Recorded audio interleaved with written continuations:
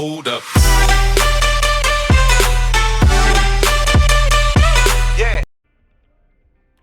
Yo, what's going on, guys? It is Foxy296 here, and welcome back to a brand new video for you guys today here on my channel. Today we are back with F1 2016 Career Mode, Round 6, I believe this is, for the Monaco Grand Prix. As you can see, I actually forgot to start recording the very start of this, so we actually got an upgrade for this race, which was the drag, which the engineer did give me the R&D system, but I actually thought I was recording, so I went into first practice where it was raining, and I completely forgot to show you everything. So there, on your screens, I've just gone through the laptop again so you can actually go and see everything and make sure everything's good. But if you do enjoy today's video, drop a like on it and subscribe if you are new to my channel already. And talking of subscriptions, guess what? We have a new milestone, 600 subs today. Well, it was actually yesterday or the day before, but I have now reached 600 subscribers, which you can see on your screens right now. And I haven't done a 400 subscriber special, haven't done a 500 subscriber special, and now I've got to think of a 600 subscriber special. So you guys are absolutely bloody crazy. But honestly, thank you ever so much for being such amazing people. I do have one special video lined up in mind where I was just thinking of just going through all the positive comments and just seeing, you know, how much people really appreciate my stuff. I was going to go through the comments, read everyone's positive comments and say thank you in that type of video. But I don't really know what to do as a special video because every time I keep trying to think of one and I'm planning something out, all of a sudden I pass a new milestone. So, but keep on, but I'm not complaining at all. Like, I'm literally not complaining. You guys are absolutely amazing. Thank you ever so much for making me hit this milestone. And yeah, it's like 200 subs in like the space of like 3-4 weeks. I don't even know. It's crazy. My channel's blowing up very quickly. And my little tiny family, which we had of like 200 subs, which was like a nice family that we had together. And now all of a sudden it's like 600 and like over like 500, 600 views a video. It's like, what the hell? Like, I can't even comprehend it myself. So I really do thank you ever so much for that.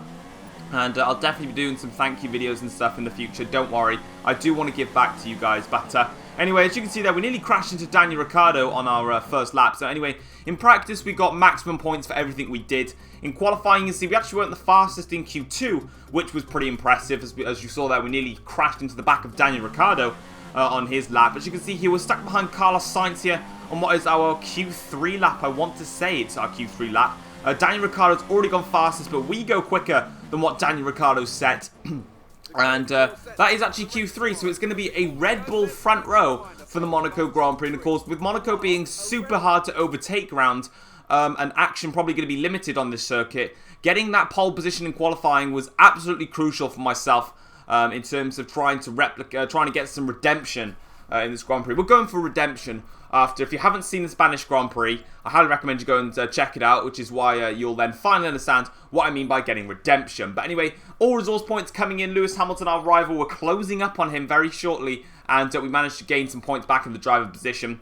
As you can see, then we're going to be getting the session goals for today's Monaco Grand Prix, and then we're going to get into it. So Emma's like, "Hey, yo, do you wanna do well for me, babes?" And I'm like, "Yeah, sure, why not, whatever." So there are the race goals on your screens right there. So without further ado, let's get into the race for the Monaco Grand Prix.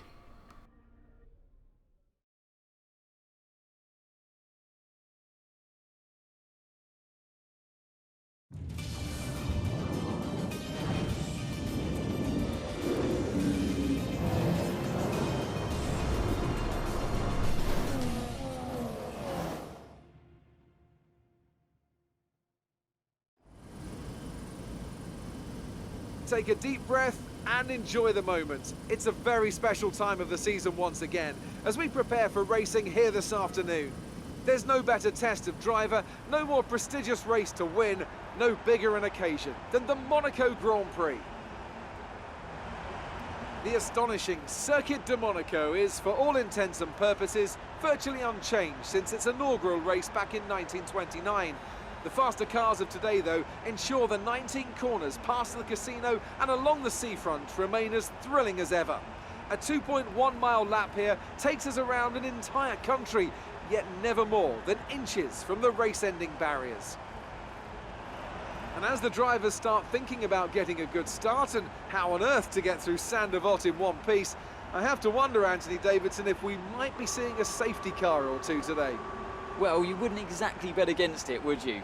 Statistically, it is pretty common, of course. About 80% of all Monaco Grand Prix will have at least one safety car. And that's despite the incredible work of the marshals around here, who you'll often see lifting cars out of the way just under the yellow flag conditions. The teams will always plan for the worst case scenario though, and they'll be making sure various caution periods are built into their strategy models for the race.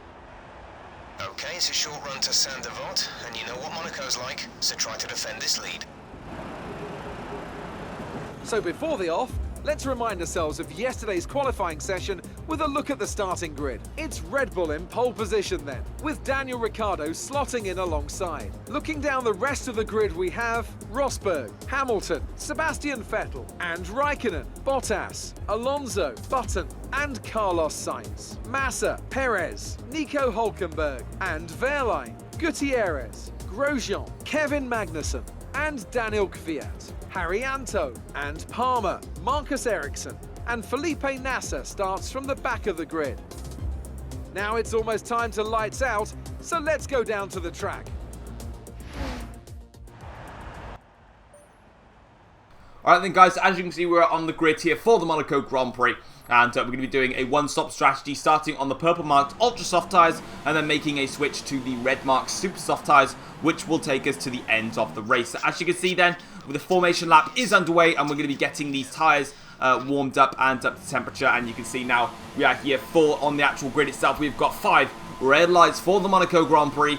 And it is lights out and away we go for this Monaco Grand Prix. We get a nice start indeed. Daniel Ricciardo getting a good start himself. I'm going to give him some space to go around the outside into Saint-Devote, but we've done exactly what we've already set out to do, and that's maintain the lead here in Monaco. As you can see, we're coming up the hill now, down towards Mirabeau corner, which we're coming through right now, which is a very difficult corner indeed. Now braking hard down into Casino Square, nearly touching the wall there, going over the bump there. Don't want to go over that, you'll literally break your F1 car. Braking hard down into Mirabeau here, losing a little bit of time on the exit. Now down into the Lowe's hairpin, the slowest corner on the F1 calendar, taking about 30 miles an hour, so it's crazy slow. As we now take our way down towards this tunnel, going a little bit wide here, nearly, contact there with Ricciardo in fact, as I try and get myself back on the circuit. A little bit scruffy for myself here on the opening lap, but we're still in the lead of this race with my teammate Ricciardo still in second.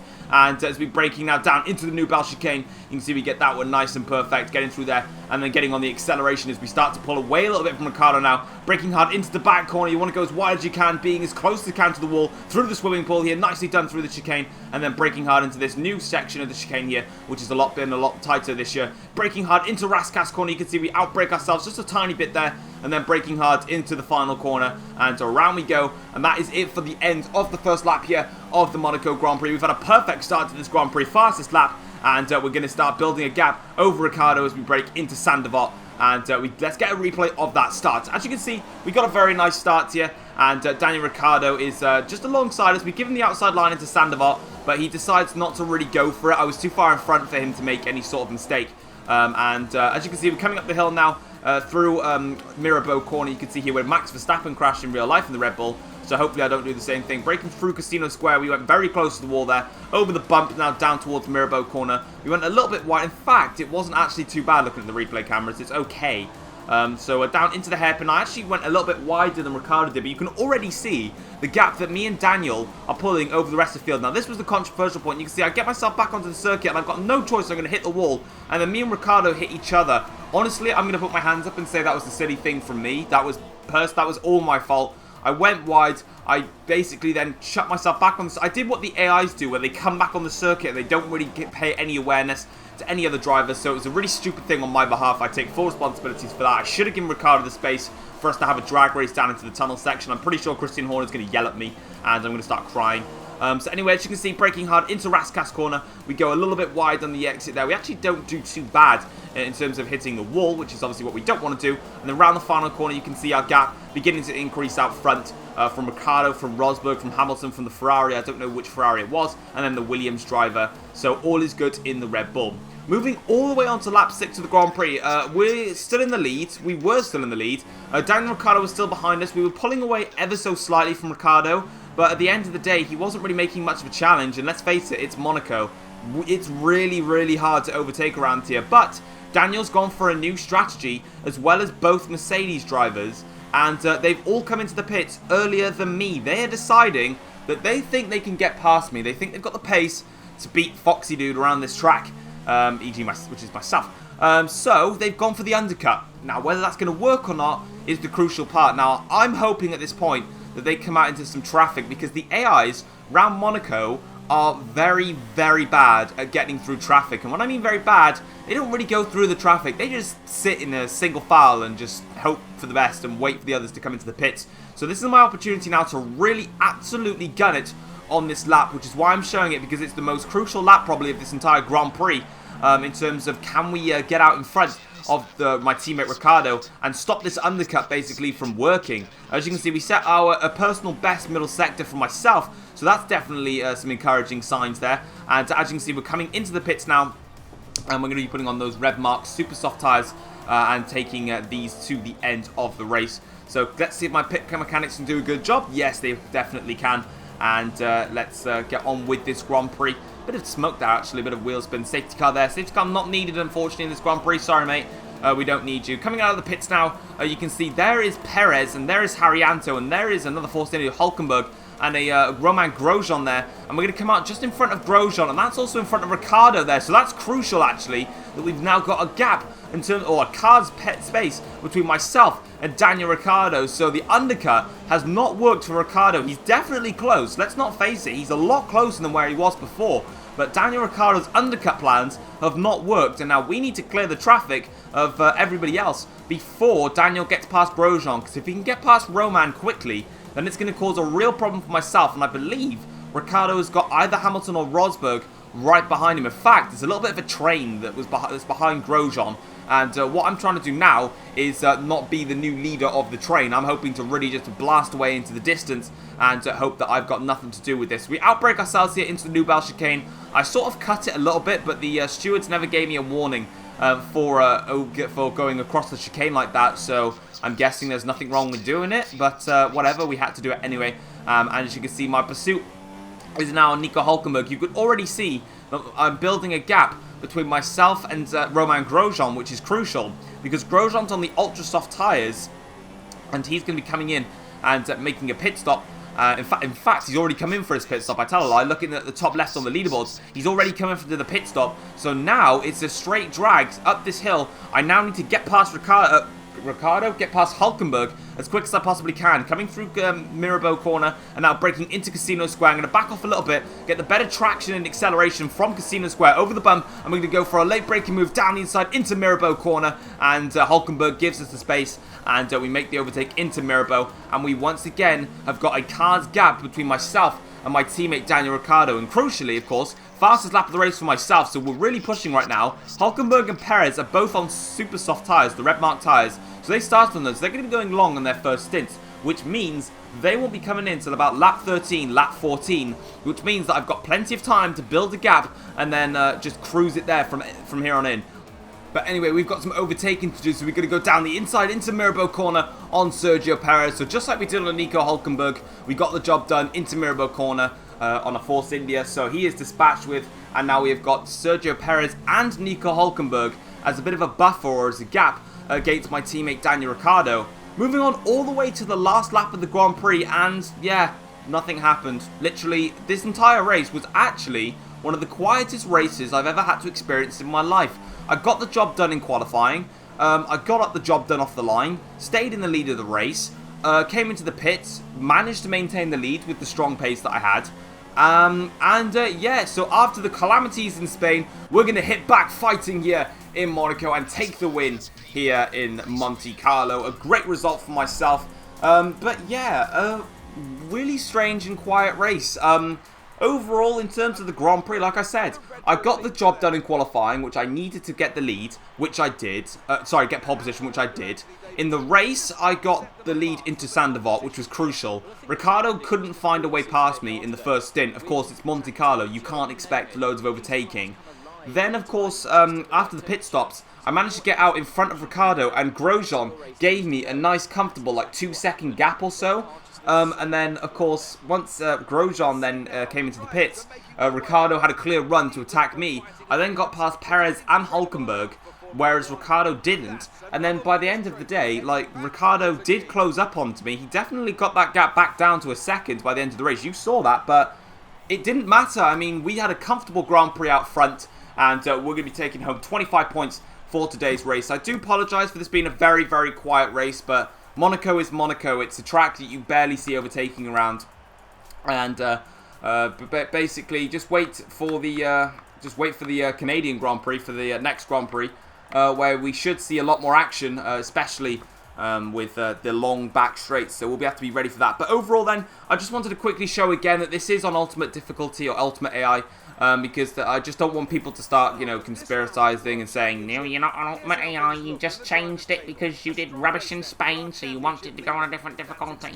No, I actually did do it on ultimate AI, and I just wanted to get that proven. I know I proved it in the Russian Grand Prix, but again, like, people, I don't know if people are people are new, of course, with people being new to my channel, and me gaining subscribers at a rate that I am, people constantly ask the same questions, so I want to make sure that the answers are always there on my videos. But we do make one upgrade ready for the next race in the Canadian Grand Prix. In the driver rivalry, we actually drew it with Lewis Hamilton. We both got 30 points each. So we made a bit of a comeback, actually, because we were a bit further back to Lewis Hamilton. But we're going to get a team update because we're in the purple section of the driver position. Emma's going to tell us, you know, we're doing fantastic, great job, team executives are proud, all of that stuff, yeah. And we are going to be making a new upgrade, which I believe is a second upgrade to the drag, to give us a little bit better top-end speed, ready for the likes of the Canadian Grand Prix, Azerbaijan, and also Austria. So we are going to be making that second drag upgrade, which you can see there. And that's going to be it, guys, and I'll see you for the next race in Canada. Take care. Peace.